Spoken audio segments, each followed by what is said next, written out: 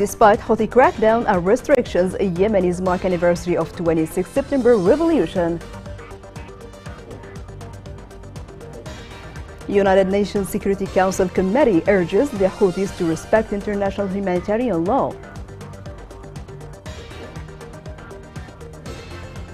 Washington condemns the Houthi attack on Saudi borders, which killed 3 Bahraini soldiers.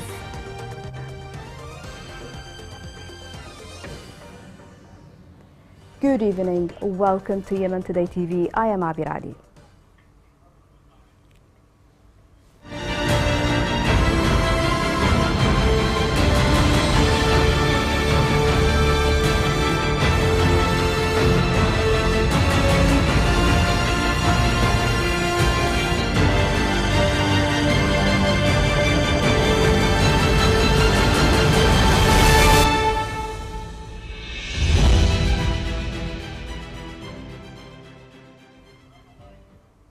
Despite the Houthi restrictions and violence, Yemenis in Sana'a and in different cities under the Houthi control areas mark the anniversary of September Revolution. The following report has more.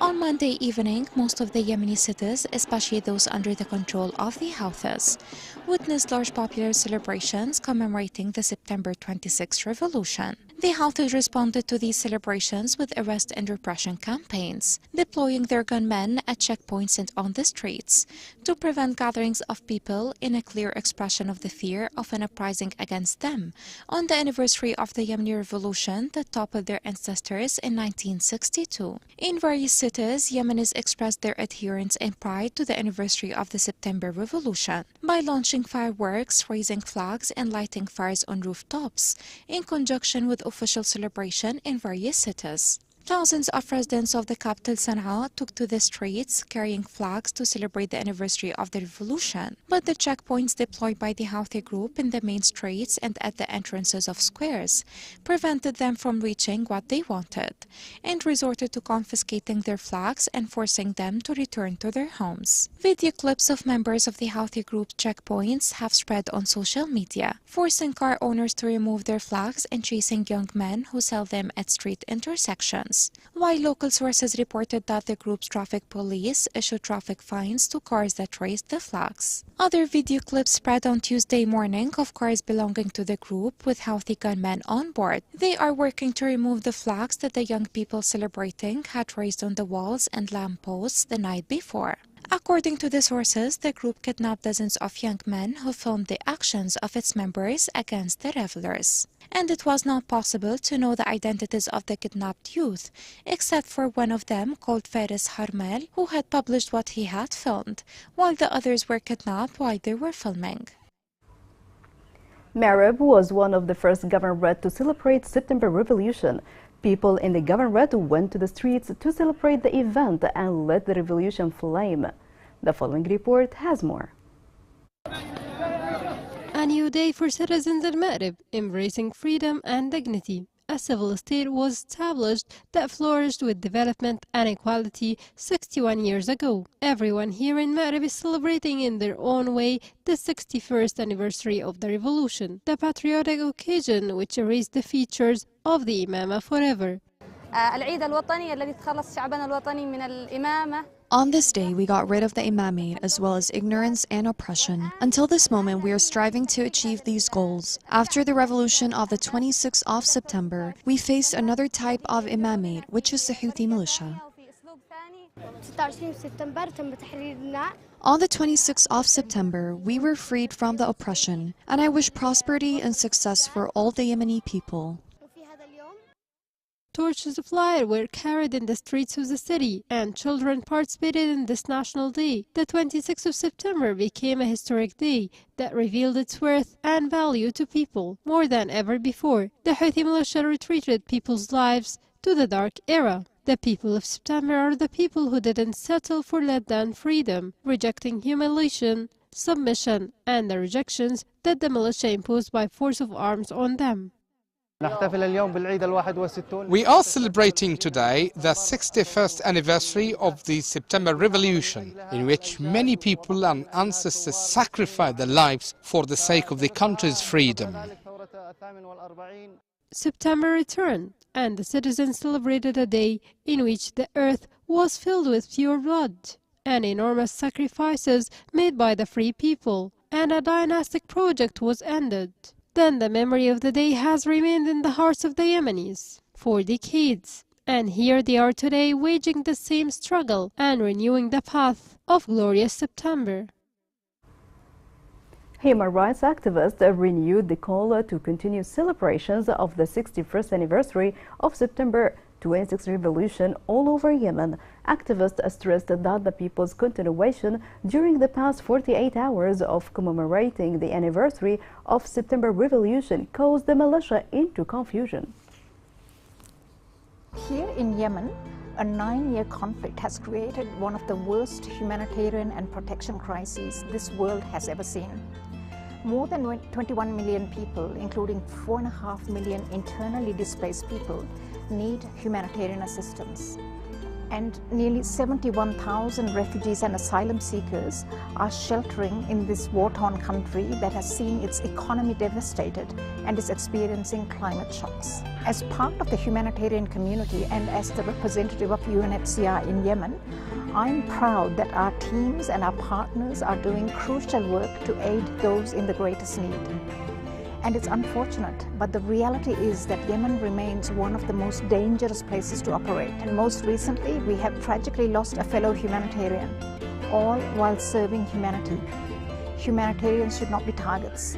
They should be protected in doing life-saving work. We should not forget that most of our colleagues are nationals, whose lives are sometimes at even greater risk than international staff.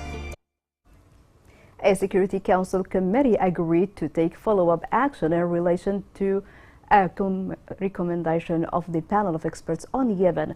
In that connection, the committee urged all the parties to the armed conflict in Yemen, in particular the Houthis, to comply with their obligations under international humanitarian law and to cease the continued use of educational, religious and public institutions in Yemen to disseminate hate speech, encourage violence and recruit children.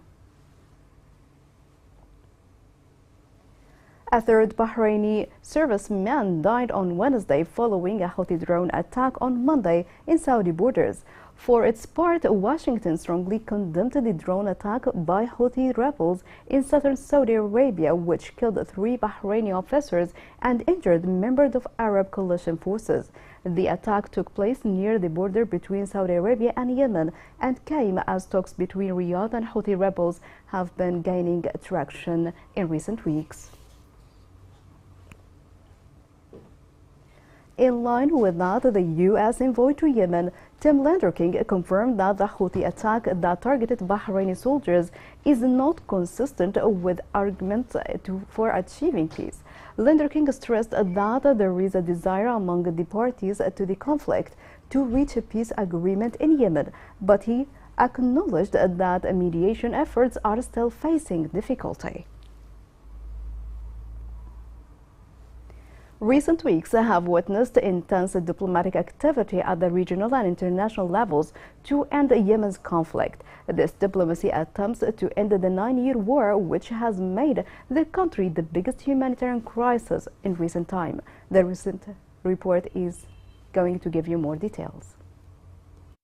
Recent weeks have witnessed intense diplomatic activity at the regional and international levels in a serious attempt to end the Yemeni crisis and the war that has been ongoing in the country for about 9 years. Last week, for 5 days, Riyadh hosted discussions described as serious and positive with a Houthi delegation. Hans Ramberg, the United Nations envoy to Yemen, described the current period as critical, pointing out in a statement that Yemen needs concerted regional and international support to move forward on the path to peace and sustainable development. He expressed his appreciation for the Saudi and Omani efforts to end the war and to launch a comprehensive political process. In the midst of this optimistic atmosphere, the coalition to support legitimacy in Yemen announced an attack carried out by the Houthi elements on the southern Saudi border, as a result of which 3 soldiers were killed and others from the Bahraini Defense Forces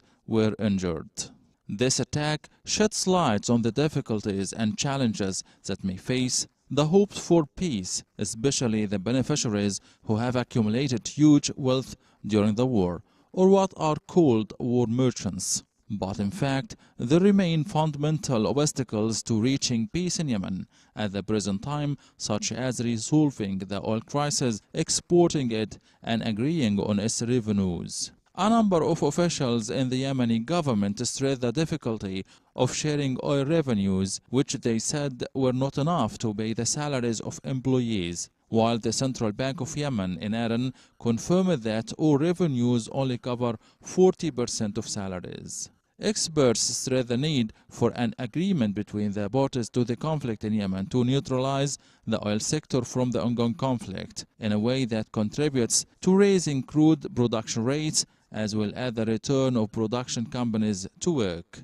The Yemeni oil sector collapsed in 2015, and oil exports did not resume until August 1916. And production and export rates thereafter remained below pre-conflict levels. Houthi attacks on the Yemeni government's oil infrastructure in October 2022 also threatened production and export operations. Coming up in the news.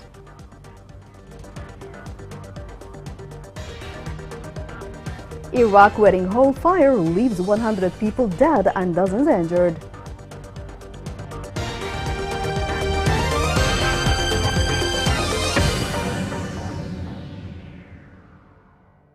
I'm Jean-Nicolas, the UNHCR representative in Yemen, and I would like to provide you an update on the situation on the ground. As you probably know, Yemen has been labeled one of the worst humanitarian crises of our time. A staggering number of 80% of the population indeed relies on our humanitarian aid for their daily survival. We know how to save life, but UNHCR, the UN Refugee Agency, is lacking critical funding. 1.2 million displaced by the conflict will not receive emergency shelter kits and therefore will have to live in the open, subject to the element and to abuse. Will not receive cash assistance, which allows them to buy medicine or food for their children or their elderly parents. On top of that, we won't be able to continue our protection activities, which are critical in a country in conflict. We need you. Yemeni people need you today. Will you make a life-saving gift today? Welcome back. At least 100 people were killed and more than 150 others were injured on Wednesday after a fire broke out during a wedding ceremony in a wedding hall in Iraq, according to the Iraqi Ministry of Health. This report has more. In Nineveh area of Iraq, hundreds of people were celebrating a wedding when a fire broke out unexpectedly. According to sources, the fire happened due to fireworks that were lit inside the hall. The fire led to the collapse of the ceiling, and more than 100 people died, and about 150 are injured. In addition, the civil defenses are still searching for the burned remains of a building for survivors. Witnesses at the scene said the building caught fire around 10:45 p.m. local time. This video circulated on social media was taken right before the fire erupted. Within seconds, the wedding had turned into a graveyard. Happy moments were quickly turned into sad ones.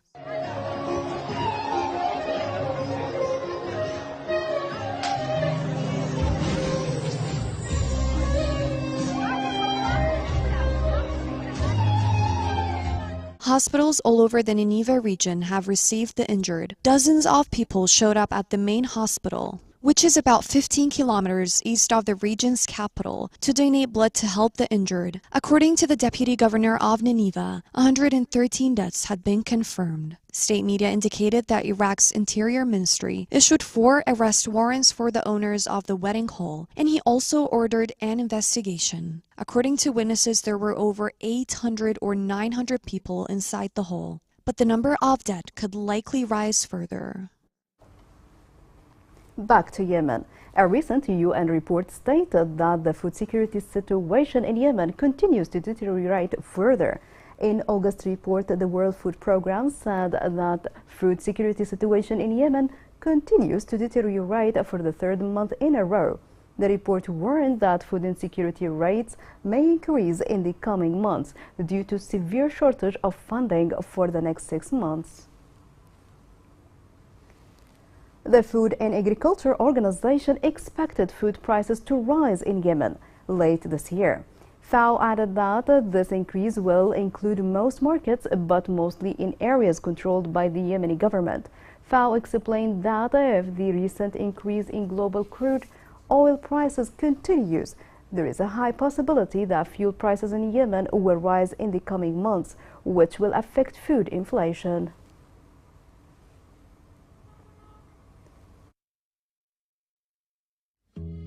Beekeeping has been an age-old practice in Yemen, dating back to the 2nd millennium BC. Yemeni honey is renowned for its delicious flavor, with one of the finest varieties coming from bees that feed on the cedar tree. عسل السدر ممتاز لأنه فيه فوائد فيه علاء كثير أكثر من العسل اللي حق المراعي ولا هاي. هذا السدر أكثر تصديره إلى البرع ومنه فائدة أكثر. From 2022, WFP has supported 5,180 beekeepers in Yemen with training and cash to increase resilience among urban and rural households. جزاهم الله خير، أعطانا النحل الجمعية وذا الحين نشتغل أكثر دخل على النحل، نجي الصباح إلى عنده نلبس الثوب ونجي ونعطي حقه الماء وسكر ونشوف شيء مرض فيه وش أي حاجة نشوفها فيه إنك تقول تعاليه تو من قدامنا ما يهتلك عليه كله، وبعد شهر نجنيه نبيع العسل. Yemen's beekeepers produce over 1,500 tons of honey. This honey is considered to be some of the best in the world and is vital to the local economy of this war-torn nation.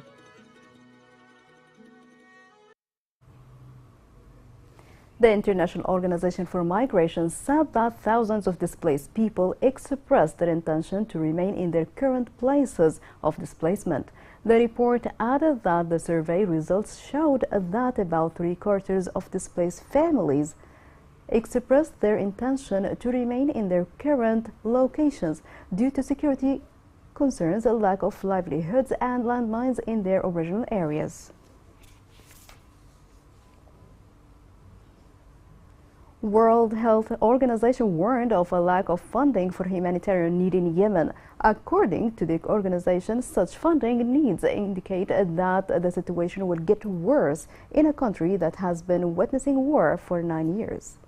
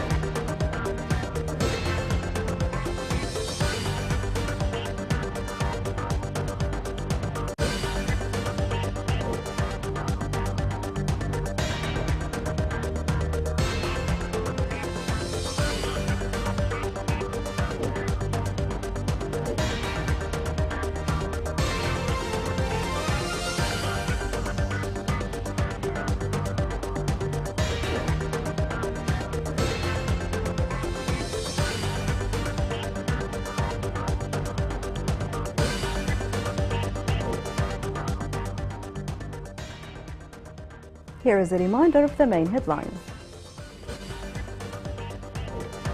Despite Houthi crackdown and restrictions, Yemeni mark anniversary of 26 September revolution. United Nations Security Council Committee urges the Houthis to respect international humanitarian law.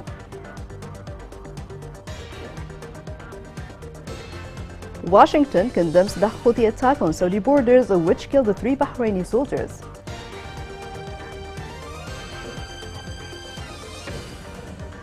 This is the end of the news.